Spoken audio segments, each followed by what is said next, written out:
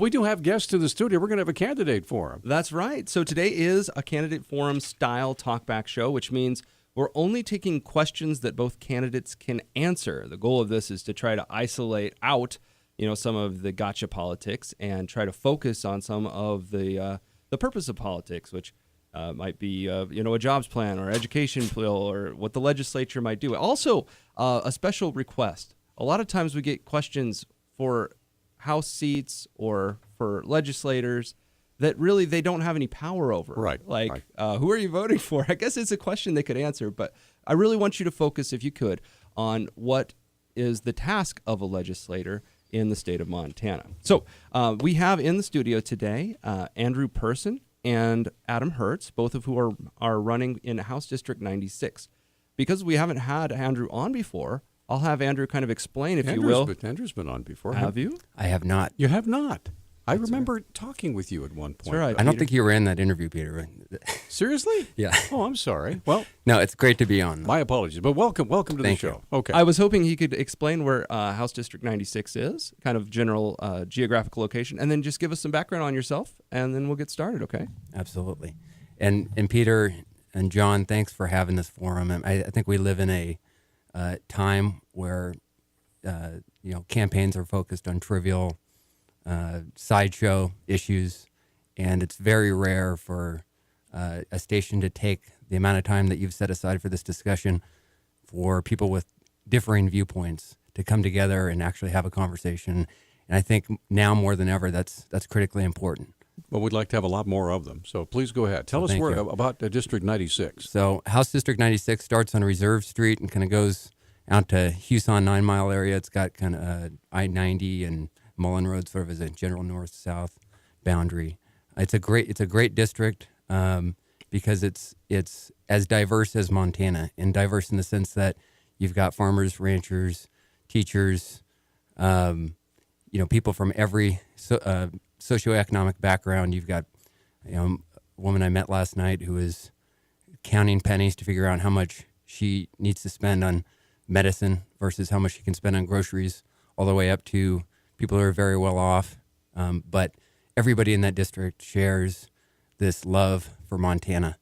And, it's amazing when you get past the, are you Republican, Democrat, or you this or that, and you start really drilling down on what people care about. And everybody loves this state. We know that we're better than every other state. we really do. I mean, it's like, I forget who said it, but Montanans are just as proud as Montanans as Texans are of Texans, that we're just not as loud about it. And outsiders call it nativism. That's right. But it's important because the whole theme of my campaign is Keep It Montana, and every position I take goes back to that, because you can really boil it down to that: is how are we going to keep this an amazing place to live and work and raise a family and work together, when in a time where I'm sure we'll hear from your callers, we've got these profound political differences between us. And I had to say, I'm so lucky to have an opponent like Adam, because he's a true gentleman, and so far the campaign has been 100% focused on issues and not personal attacks. And today we're going to hear substantive policy differences between us, but I think your listeners are really going to benefit from, we're going to talk about how, really one of the first differences between us, I think it was an interview with either you or Martin Kidson, Adam came out and said, Andrew really should have voted for this tax simplification bill. And you look at the bill and you see it raises taxes on 17,000 Montanans. And so that's a key difference. And then, I'm getting a hand here. I'm just giving you a hand so that we can get to the question portion. Sure. Well, and I think that I want to have Adam introduce himself too. Well, okay, I guess that's fair. Okay, Adam, tell us a little about yourself. And I know that you were a city councilor, and then you resigned from that for family issues and business and things like that. And now you jump right back in again in a larger race. So what's going on with you? Yeah, thanks for having me, Peter. I did not resign from city council. I just had a term that expired and actually moved out of city limits. Yeah. But I appreciate being on today. Appreciate the opportunity. It's great to be with you. And I'm looking forward to the opportunity to earn the vote of the voters in House District 96. I live in House District 96. I've lived out in the General Mullen Road area in the Hellgate Elementary School District for 6 years now, and have a lot in common with the diverse folks that live out there. 6 years ago, I was a renter out there. Then I became a homeowner. I'm now a renter again while we build a new home. I'm married, have 2 daughters. We're small business owners, both lifelong Montanans. I was born in Missoula and raised in Polson. We're small business owners, my wife and I, and I just look forward to the opportunity to represent the folks out in House District 96 in a different capacity. I did represent many of those folks on the city council as the lone conservative voice on the city council, and I look forward to the opportunity to bring my diverse background and experience to the state legislature in a session that, quite frankly, could be a very difficult session, particularly with some of the fiscal issues that we'll be facing. Okay, you can take your gloves off now. We're going to go to a break in a minute, and I'm going to give you a big question to start the things off. You guys already know about each other, I assume. You've looked at each other's profile and some of their ideals page or their issues page. And so I guess I want you to bring up, when we come back, what you disagree with most about your opponent's platform, and just kind of point out the disagreement and separate yourself, compare and contrast yourself with your opponent on the issue that you disagree with your opponent most. Okay, we're going to come right back. We'll start with Adam and then go with Andrew, and then we'll alternate back and forth.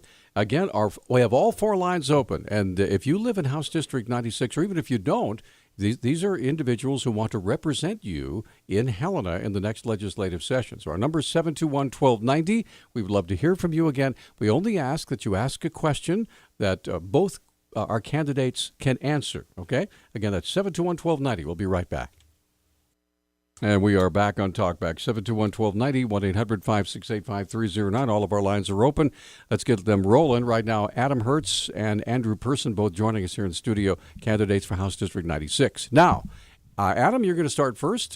John asked you, what particular issue do you most disagree with your opponent in his platform? Sure. Thanks for the opportunity. As Andrew mentioned, we've kept this a clean race, and Andrew's a good person. He's just not the representative I want representing the district that I live in. I think largely we disagree on economic and fiscal issues, and one of those being taxation. Andrew certainly puts himself out as a moderate and champions lower taxes, but just doesn't have that kind of a voting record. He's voted against several tax reduction bills, including House Bill 166, which would have lowered taxes for all Montanans.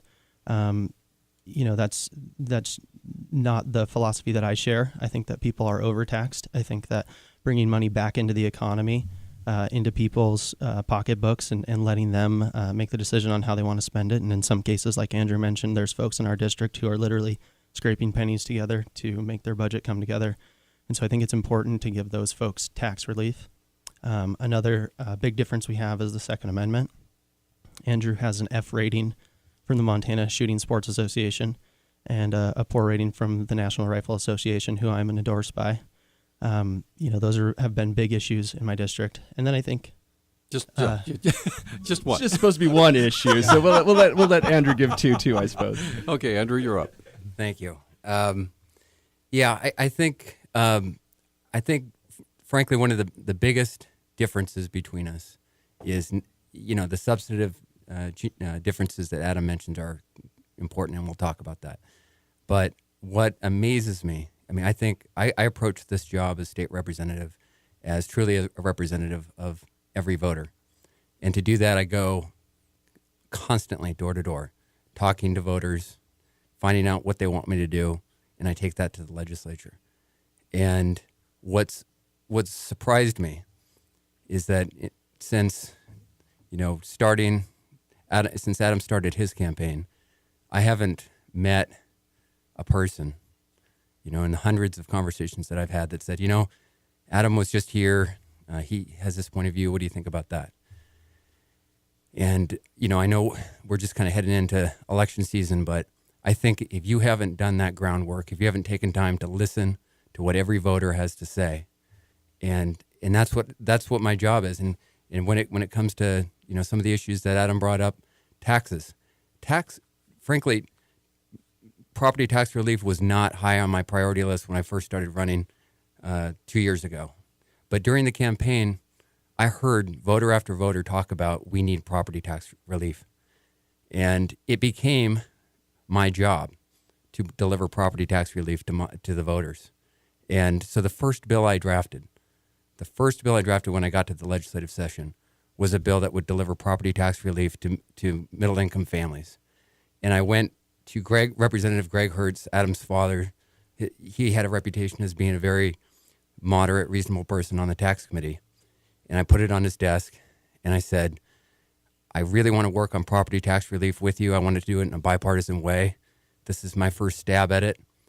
And he looked it over, and he was honest with me. He said, this is a non-starter. And so instead, they moved forward a series of bills that you hate to say it, but there were, you can't judge people's intentions. You can only judge their actions.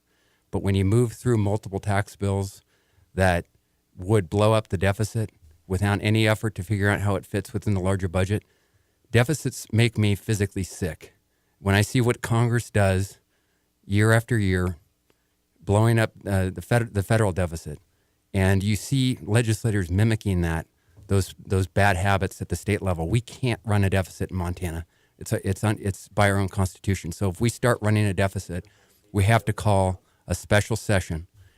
And had we enacted the bills that Adam's talking about during the campaign, we would be running a deficit right now. And that's not Montana. That's not keeping it Montana.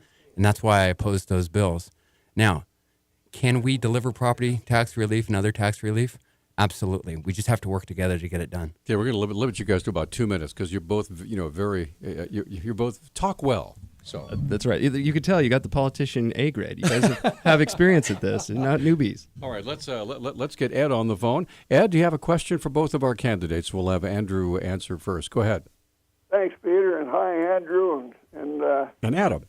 Question runs like this: both of you want to lower taxes. What is it that you don't want to pay for? And part two: would you be willing to raise taxes on people who have higher incomes? Thanks for being there, and thanks for running. Okay, thanks for the call. So you first, Andrew. Well, thanks for the question, Ed. The bill that I drafted when I first got to the legislature and proposed to Representative Hertz, and continue to think that there's possibility.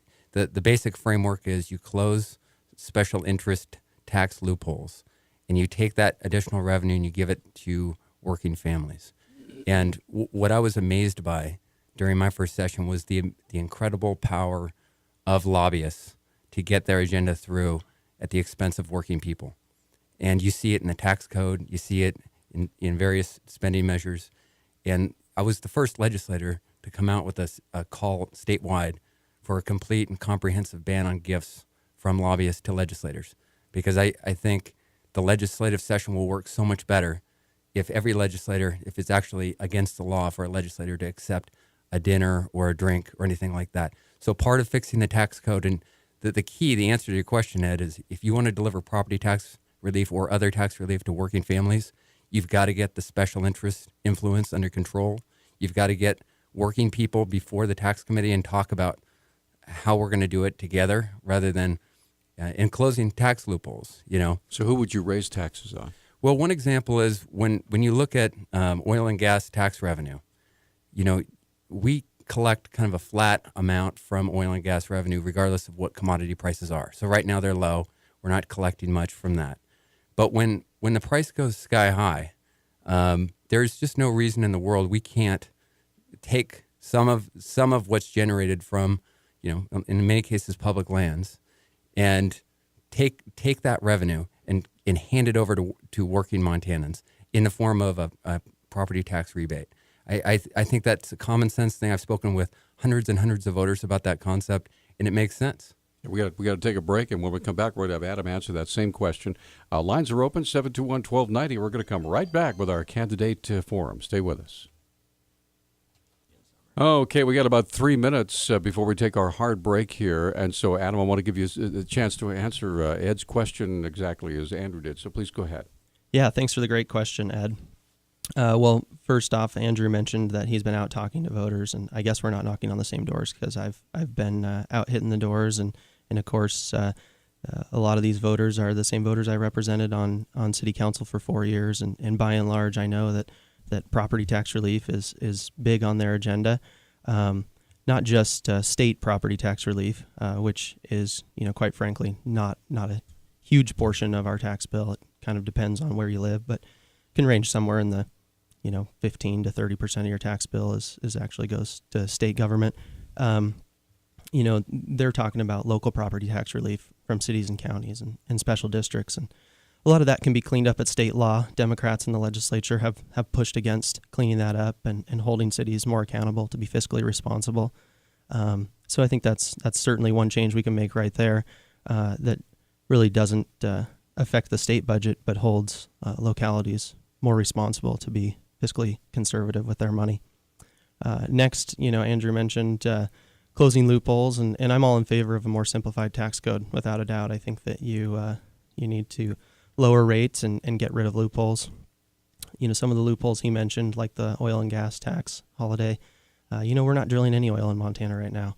If you any new wells right now, and so that's not going to offset any loss of revenue from lowering taxes. But I think what we really need to do is tighten our belts and look at state spending and treat it as if it were a business. Would there be anybody you would raise taxes on? No, I'm certainly not looking to raise taxes on anyone. I think you need to keep money in the pockets of the folks in Montana, and they can invest that money, or they can spend that money, or they can save that money for college and put it back into the economy as investors. Not sending it to some bureaucrat in Helena to spend as they see fit, or for a legislature to hand out to special interest. Okay, we have exactly 1 minute, so go ahead, John. Is that time to get our question in, and we'll answer it after the break? Let's try to get Ed on, or Joe on the phone. Joe, real quickly, can you ask your question that both our candidates can answer?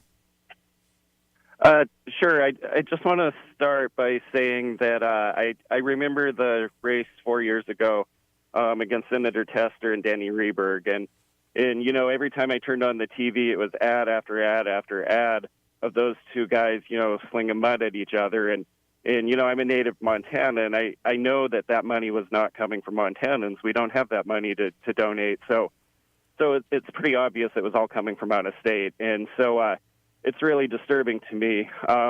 And Jeff, real quickly, do you have a question? Oh, yeah.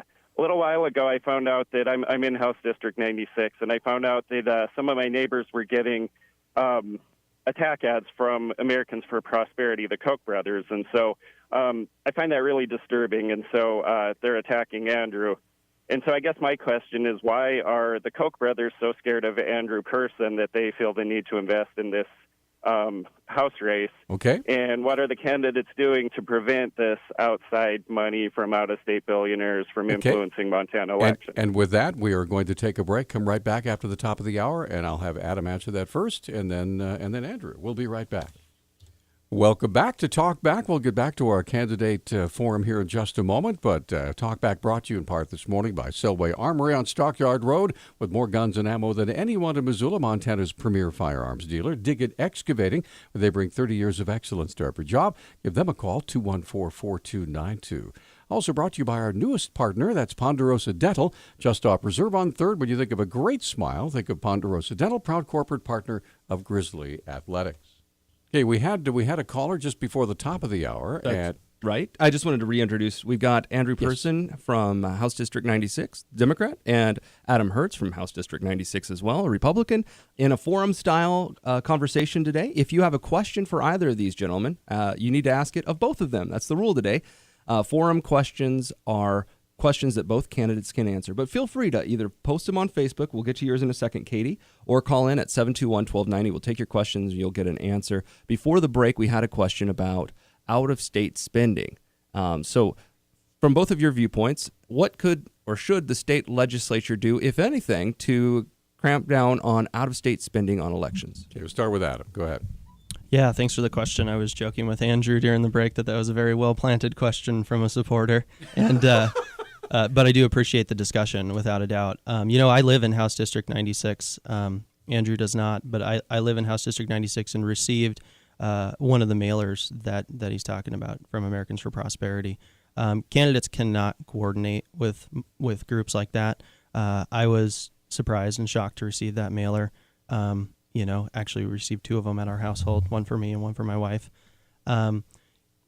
There were some changes to dark money in the last legislative session, and there were probably some good changes in that bill, but there's still plenty of loopholes there. And when you mentioned that there's these attack ads coming out, this one which was against Andrew, there's other ways that dark money gets involved, and certainly the Democrats and the liberals, people that come from that point of view, have their own dark money strategies, one of which is to send out groups like the League of Conservation Voters and Forward Montana to actively work for candidates or against candidates. And so while Americans for Prosperity may be out in our race, being involved and making attack ads, there's groups on both sides of the political aisle doing this. And my preference is that those groups would stay out of our race. I think Andrew and I can work and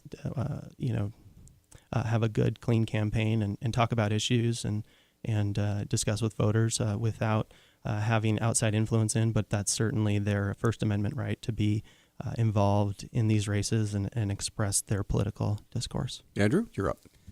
Yeah, and thanks for the question. There was this amazing story during last session that involved Representative Frank Garner from the Flathead. And he caught wind that Americans for Prosperity was hosting a forum in his home district in Kalispell, attacking him for votes that he was taking during the legislative session. And Frank's a conservative guy and a stand-up guy, and he took this seriously. He drove all night, in the middle of the night, got there early in the morning. Where'd he go? Sorry, he went straight to this Americans for Prosperity meeting. Oh. And he's in the audience, and he stands up and he says, I hear this meeting is about me. Thanks for the invitation. And he takes him to task. And he comes back to the legislative session and carries the bill that ultimately reformed the way dark money spending happens in Montana. And one of the key provisions was that if you attack a candidate within a certain time window before the election, you have to disclose who's paying for the attack ads. And so what Americans for Prosperity has done is they're complying with the law. They came out with the attack against me before August 15th so that they don't have to share who's funding the attack with Montanans. And the great thing is that almost every voter I talk to does not care what some anonymous out-of-state group says about who should represent them. And that's the good news story that comes out of this whole thing. And I'm hoping to work with Representative Frank Garner, Republican from Kalispell, to continue progress to stamp out this kind of dark money out of our system. Okay, go ahead, John. We got a Facebook question. We'll start with Andrew on this one. This one's from Katie. She says, what issue that the legislature will face this session do each of you consider the most important or urgent? What is your position on it, and why do you think it is the most important? Okay, Andrew, you're up first. Thanks for the question. I am proud to be the only Iraq and Afghanistan military veteran serving in our state house. So I take that responsibility very seriously. As I was lucky enough to come back home from combat with both my legs and healthy, and I feel like it's my duty to do everything I can to help other veterans when they come back home. So the bill I introduced last session would give a tax credit to employers that hire and train military veterans in apprenticeship programs, because not every veteran needs to or wants to or can go to college. And so for those veterans, they need an opportunity to have a prosperous career in Montana. And employers that open the doors to these veterans and hire them and train them in apprenticeship programs are doing incredible things for veterans. That bill got out of the House with bipartisan support and failed by a single vote in the Senate Tax Committee. So my personal mission, and the reason I'm running, again, as Representative House District 96, is because I want to go back to the legislature. I want to introduce that bill, and I'm going to do everything I possibly can to get it passed. Okay, Adam, you're up then. Yeah, well, there's certainly a lot of very important issues that the legislature will face in the next legislative session, from the issue that Andrew mentioned to taxes, to job creation. But really, probably the most important issue the legislature will face is not the most exciting one, and that's that our fiscal picture in the state is getting darker right now. The last legislative session closed expecting to have a $300 million fund balance. That fund balance has both been spent down and actually missed revenue projections. And it looks like that fund balance will be closer to $100 million when it's all said and done. So we'll actually have more spending going out than revenue coming in. And I know that's not an exciting issue for voters to think about. It's not necessarily an exciting issue for legislators or candidates to think about. But it's an important issue that's going to have to be dealt with, and difficult decisions are going to have to be made to address that. And I think my background as somebody with a finance degree from the University of Montana and a small business owner, somebody that helps put together a household budget with a wife and 2 kids, I think that's an important experience to have, to bring to the table when important, difficult decisions have to be made on cutting spending and fixing that fiscal picture. Okay, we're going to come right back and get Karen's question, and we have 3 other lines open. 721-1290 is our number, 1-800-568-5309, or you can make your question on our Facebook page, and we'll be happy to share it with our candidates, Andrew Person and Adam Hertz, both running for House District 96. Okay, we're back on Talkback, and this is a candidate forum for House District 96. The incumbent Andrew Person, Adam Hertz, the Republican challenger. And let's get right to the phone and say, first of all, Karen, thank you for holding. What's on your mind? Yes, I'm a mother, and my kids go to Hellgate Elementary. And as a voter in this district, I would like to know why Andrew Pearson voted against a bill It's Person, that by the way. would allow me to vote for a high school in this district for my children to attend. Okay. Well, that's not a question both candidates can answer, but... I think we can both answer. Yeah, okay. So go ahead, Andrew. This question is directed at you. So. Yeah, and thanks for the question, Karen. And this is something that I talk to voters all the time about, going door to door. And it really was one of those divisive issues in the district. And I appreciated the fact that so many voters shared their points of view with me. You had basically 2 thoughts on this.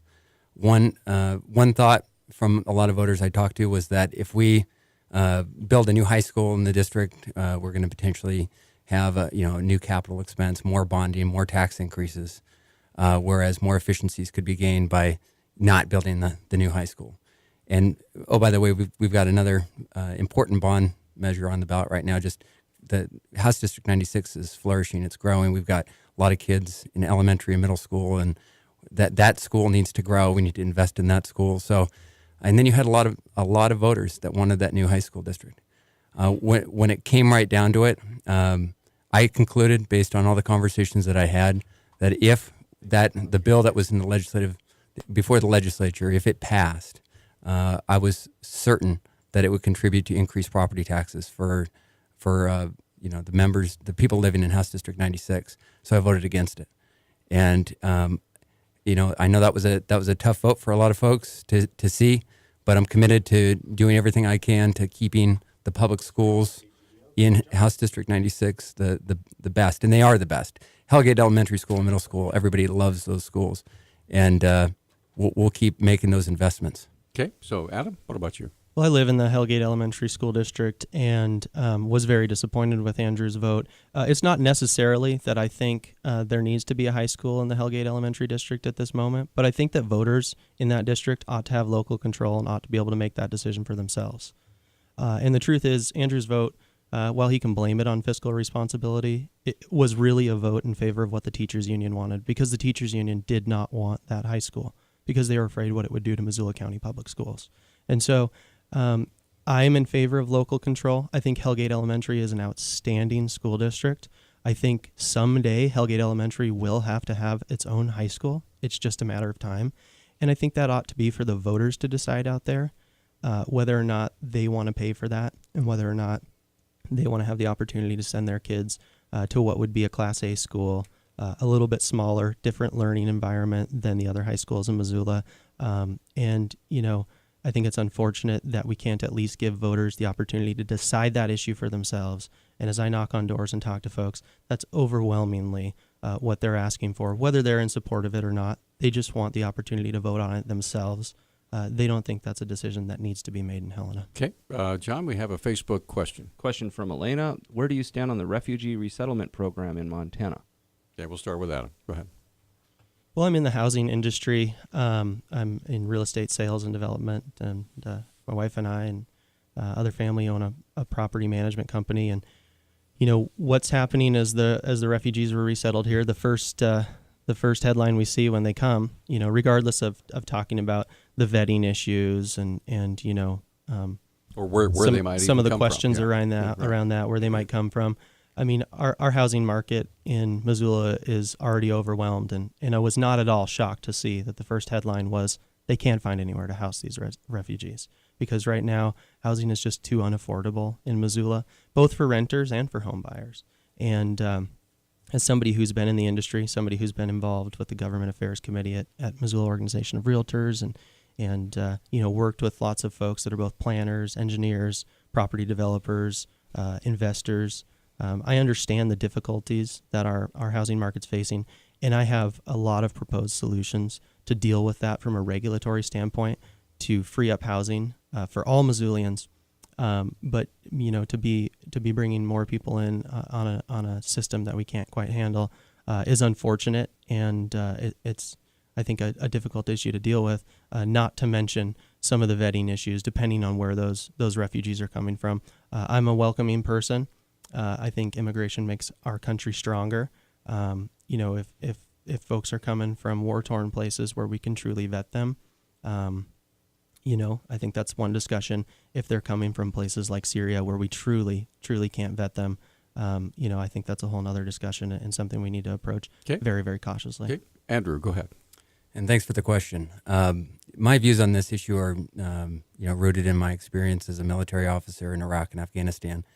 And what I saw while serving there was oftentimes when you're in a dangerous situation, you have some leaders that rise to the challenge and focus on bringing your guys home safe, but also staying true to the values that we're proud of as Americans. And then some leaders will play on people's fears. And you saw it in the same leadership technique in Congress after 9/11, the people that pushed through the Patriot Act.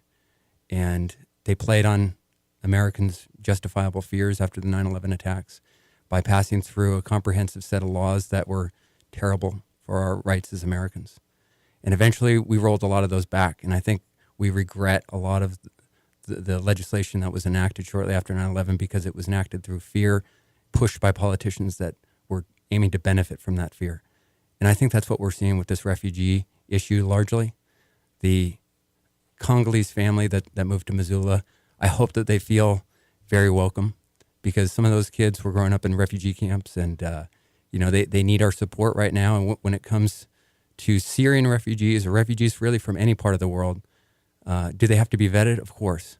But the key issue is if we forget our values as Americans, if we abandon those values, then ISIS wins. They can't defeat us on the battlefield, and they can't defeat us in any way. We are going to crush ISIS. The question is whether we are going, out of fear, are we going to abandon the values that we hold dear as Americans out of fear? So I would say welcome the Congolese family. If you see them around town, give them a big hug and tell them they're welcome. Okay, we're going to come right back, and Larry and Gregor, who are both waiting on the phone, and we have two other lines open at 721-1290. Our candidate forum continues with Adam Hertz and Andrew Person for House District 96. Good conversation so far. We're coming right back. And seriously, I did not realize we'd be talking about refugees when I picked this song, but there it is.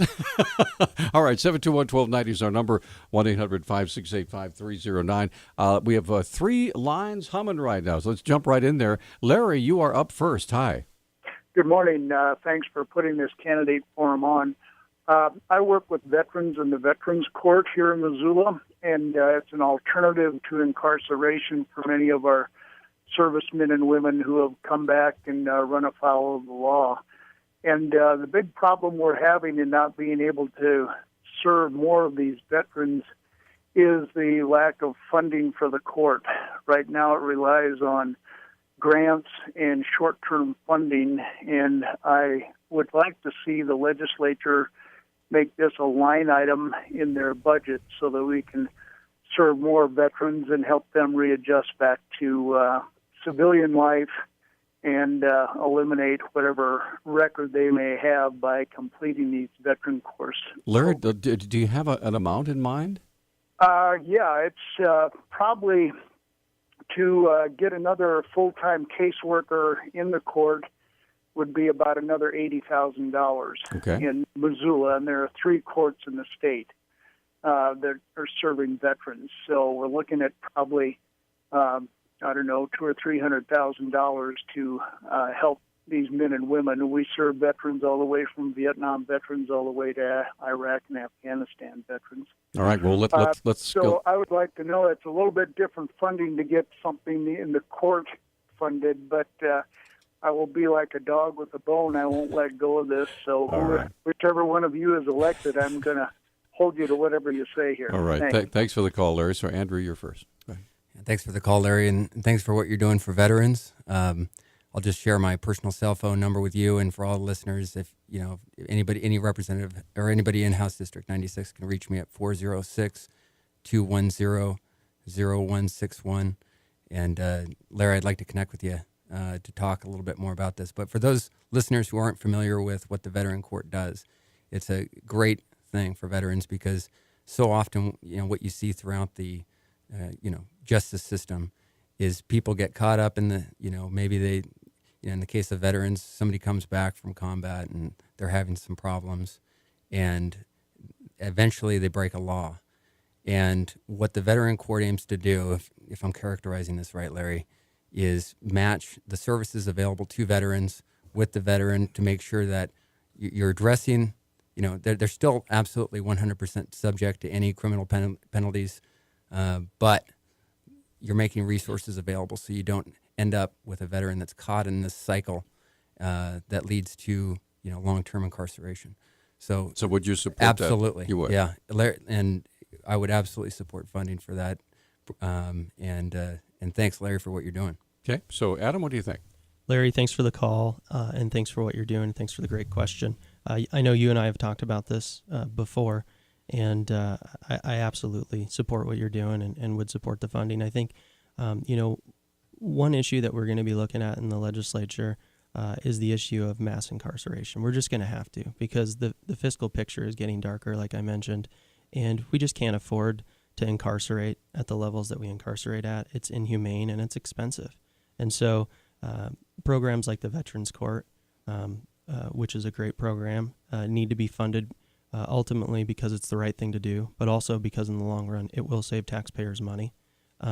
Just like the 24/7 monitoring programs. I mean, we just incarcerate people at rates that are ridiculous without really getting to the root of the problem. And I think that's what the Veterans Court's doing. And I appreciate your work on that, Larry, and look forward to working with you that. Okay, we've got a Facebook question. Go ahead, John. All right, a quick comment from Chad. He says, I hear you guys talking about dark money. Is it really dark money if you know where it's coming from, like the Koch brothers, Americans for Prosperity? I'm just going to let that one float, and we'll go to the next question. Susie says, so glad to have 2 great candidates running against each other. I would like to know if both of you support the governor's Early Edge preschool program. Investing in our youngest is so important, especially early intervention with kids with special needs. The earlier they get help, the better in the long run. Where do you both stand on this issue? Okay, we'll start with you, Adam. Yeah, thanks for the great question. I don't support that program, and there's many reasons why. The first one is that we're simply not going to be able to afford that program. If you look at the state budget picture that we're going into, it's just not going to happen. But second, a lot of the schools don't want that program. They're not prepared to have the space for that many kids, and they don't like the mandate coming down from the state. I've actually had frank discussions with Democrats who have admitted the same thing and told me that perhaps a voucher program or a tax credit program would make a lot more sense. And I tend to agree with that. I don't know exactly what the right answer is at the moment. I know that we're going to be short on funds, and I also know that while studies do show that early childhood education does a lot for a child's development, many of those studies also recognize that it tends to be the parental involvement that's one of the most important parts of that picture. That parents who send their kids to early education programs like preschools tend to be more involved in their kids' education. They tend to teach them how to read at home, how to write at home, how to say their ABCs, how to count, how to do the things that you need to do. And sending kids to schools certainly helps do that. But if they don't have that parental involvement at home, it's not really going to get to the root of the issue. And so I think this forced mandate is just not going to be good policy. And quite frankly, I don't know how we'll pay for it. Okay, so a 2-minute response from Andrew, right? And thanks for the question. I strongly support it. I think the governor's shown some great leadership on this. What we're entering into in this day and age is an age where we're competing for jobs that are all over the world. For the first time in human history, we can bring jobs to Montana that historically could only be on the coasts or in other parts of the world. So the future of job creation in Montana relies in part on having the most competitive, most educated workforce in the country. And the only way we can do that, we're one of very few states that doesn't offer universal pre-kindergarten education. And it's not about the kids that are getting all the attention and all the support growing up. It's the kids that aren't getting it that are going to be in kindergarten with your kids. And when they're substantially behind when they show up on the first day of kindergarten, that detracts away from the education the other kids can get. So making sure that every child is ready for kindergarten when they show up on day one improves education for everybody. And if you look at the numbers, I mean, when you look at the fact that Montana is one of only, I think, 4 states in the country that doesn't have this, and we are so committed to a strong public education. I was proud to go to public education, and my sister went to public schools, and she turned out a lot better than I did. But the point is, we had the same opportunities. I can't blame it on the schools, but we have to make this investment, and I we can talk about the technique and the details, but we got to get it done. All right, so we're going to come right back, take a quick break. Gregan and Marilyn, we'll get you guys on. I'm sure you have more Facebook comments. We're getting a great conversation going on with our candidates, Andrew Person and Adam Hertz from House District 96. We'll be right back. Okay, we're back on Talkback. 721-1290 is our number, 1-800-568-5309. A candidate forum continues. And believe it or not, folks, we're in the last half hour. So if you have a question or comment for Andrew Person and Adam Hertz for House District 96, got to give us a call or get your question on Facebook at our number is 721-1290. Gregan has been waiting the longest. Gregan, what's your question, sir? Good morning, gentlemen. On a national level, we have existing... I'll back up. As an immigrant, I think that most of us here could care less where a person comes from in the world. And as far as in the past, should the United States enforce the existing immigration laws on the books? Second is, in the past, when South America was going through their difficult times, Guantanamo was used as a holding place for the overflow of people waiting to get into the United States. Should the United States prepare a location outside of the country to hold the immigrants so that as they come in, they can be properly vetted without having a huge amount of people? Real quick, Gregan, just to ask you a question. What do you think the state legislature could do on that issue? Could the state legislature demand the United States to have a proper No, you need the federal legislature for that. Yeah. Yes.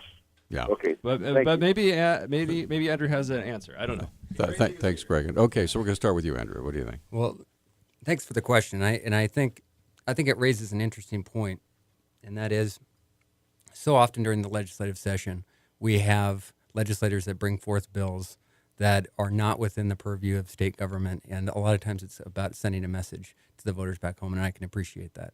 But what was tragic was the amount of time that we spent on bills that were, you had a bill that had, I think, 47 votes in the state house talking about Agenda 21, and bill after bill the yoga pants bill that got so much attention.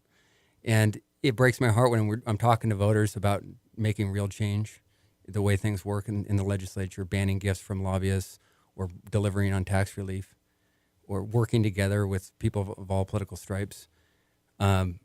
It's important for every candidate for the legislature to make it clear what the state legislature can do and can't do and focus on delivering on promises.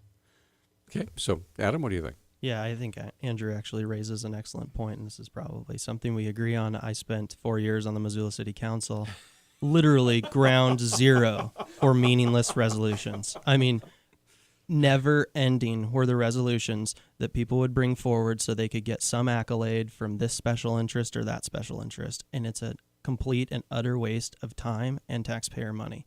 And so I think that we need to focus on the issues that we can address. It doesn't mean there aren't times the legislature can't push back against federal overreach. That's certainly legitimate, and there's certainly a conversation to have there.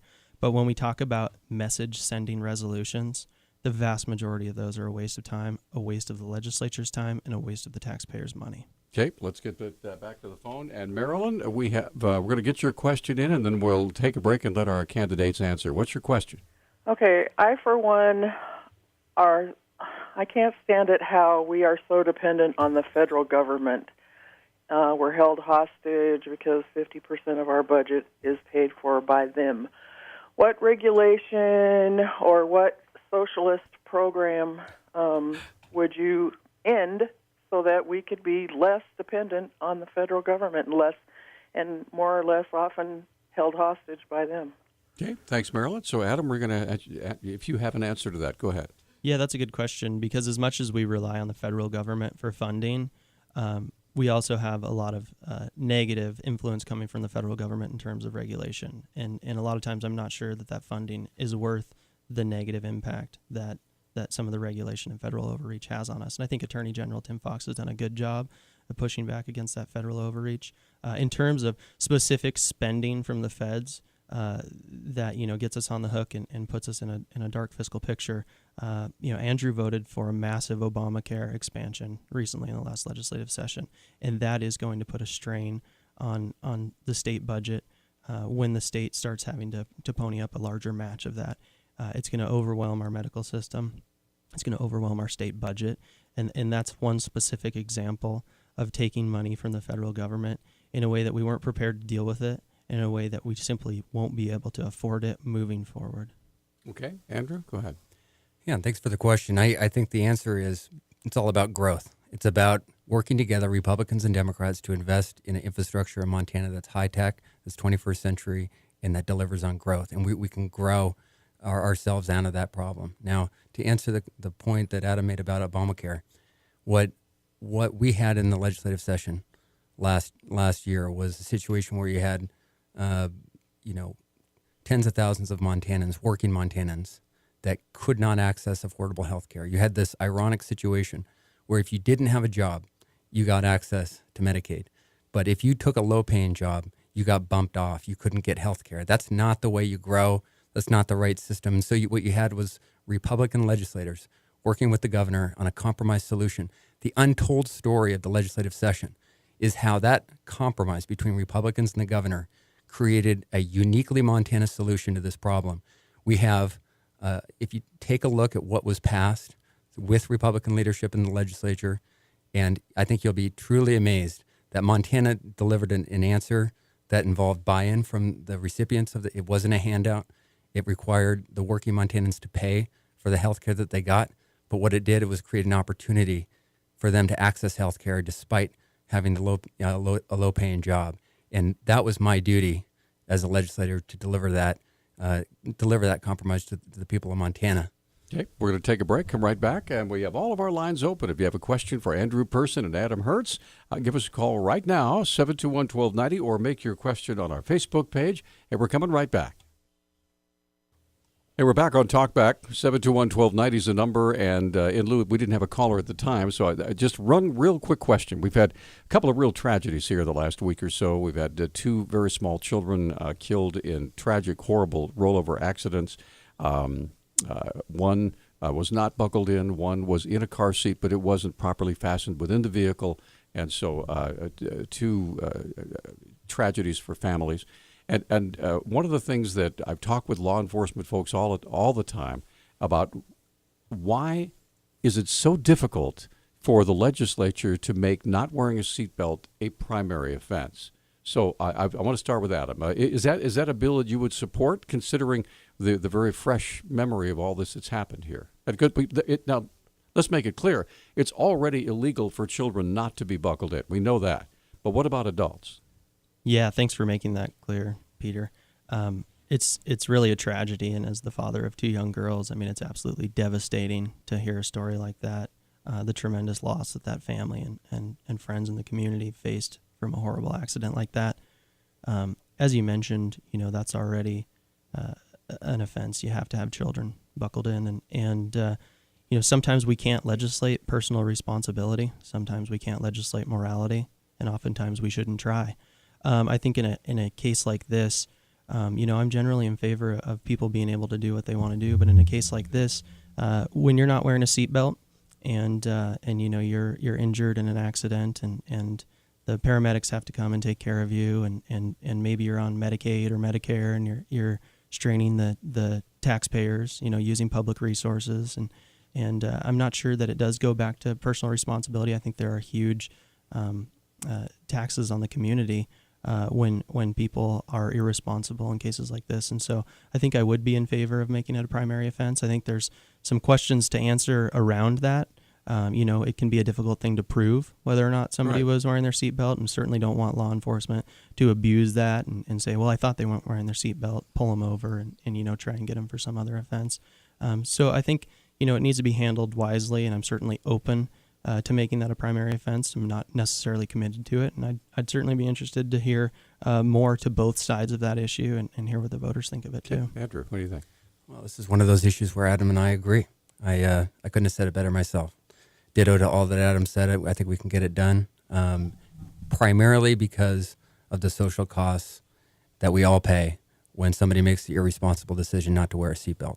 So it looks like we've got the momentum to get it done next session, and I think we will. Okay, let's get Jim on the line. Jim, thanks for holding, sir. You're on with our candidates. What's your question? Oh, nice timing, highway safety. My pet peeve here, last time I drove down the interstates, the semi drivers are forced to run at 65 and cars can run at 80. I found this to cause a lot of hazard. Just that 15-mile-an-hour difference, it really closes the gap fast on semis. And then when you're pinned in that right lane because of oncoming traffic, I find it causing more problems. And I don't like playing dodgeball with semis because they're forced to run slower. So what's your question, Jim? Are they in favor of keeping this law, or why can't we let the semi drivers run the same speed as automobiles, if not 5 miles slower, and then help speed along the commerce? Because that is costing everybody more money when it takes longer to get product across the state because they're forced to drive slower. Okay, gotcha. Thanks for the call. So, Andrew, you first. What do you think? Well, I supported the bill that increased the speed limits all over Montana. When you look at Montana, we're so lucky to live here. We love to hunt. We love to fish. We love the Second Amendment. We love our guns, and we like to drive fast. It's part of who we are. And you can really feel that in the legislature, that people are representing what Montanans want. Now, that's always balanced with public safety. And the bill that increased the speed limits was crafted with a lot of input from the trucking industry. There were concerns raised by the trucking industry about it. At the end of the day, we did it, and I think we need to look at the data and look at what's working, what isn't. And I keep this is not an ideological question for me. And I would gladly take a look at the safety numbers, and if we need to revisit it, we can.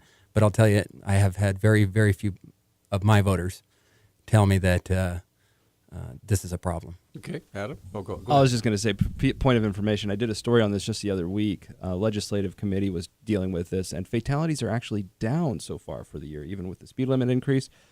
But it's only been like half a year or a little bit more that the law's been in place. So it's really hard to have statistics by the time the legislative session starts. So Adam, are you in favor of either lowering the speed limit for cars or raising it for trucks, or both? Well, this is actually another issue that Andrew and I agree on, and most certainly I think Montanans, for the most part, do love our hunting and fishing and driving fast. I'm not one that likes driving fast. I actually don't generally hit 80 miles an hour on the freeway when I'm on the freeway. You know, I'm a father of 2 young daughters. I have a lot to lose, and I feel like, I feel personal responsibility to drive a little slower. It feels safer to me, but I certainly think that the law that the legislature passed is good law, and like Andrew said, it'll need to be revisited, see what the statistics, how they play out, and see if any tweaks need to be made. But by and large, I don't think semi-truck drivers are going to want to drive much faster anyways. It really ruins their fuel economy, gets to be pretty expensive, super dangerous. So I think the law as it stands seems to be a good one. We may have to revisit it. Okay, we're going to come right back. I'll take a 1-minute timeout, and then we'll get Dean and Rich and try to get as many calls in as we can with our candidate forum. Again, back in 60 seconds. Hey, we're back on Talkback. 721-1290 is the number. John King's over there. I'm Peter Christian. Joining us in studio, Andrew Person, Adam Hertz, and we're running really short of time. We have exactly 5 minutes, so I want to get as many calls in as we can. So, Dean, a quick question from you first, sir. Yes.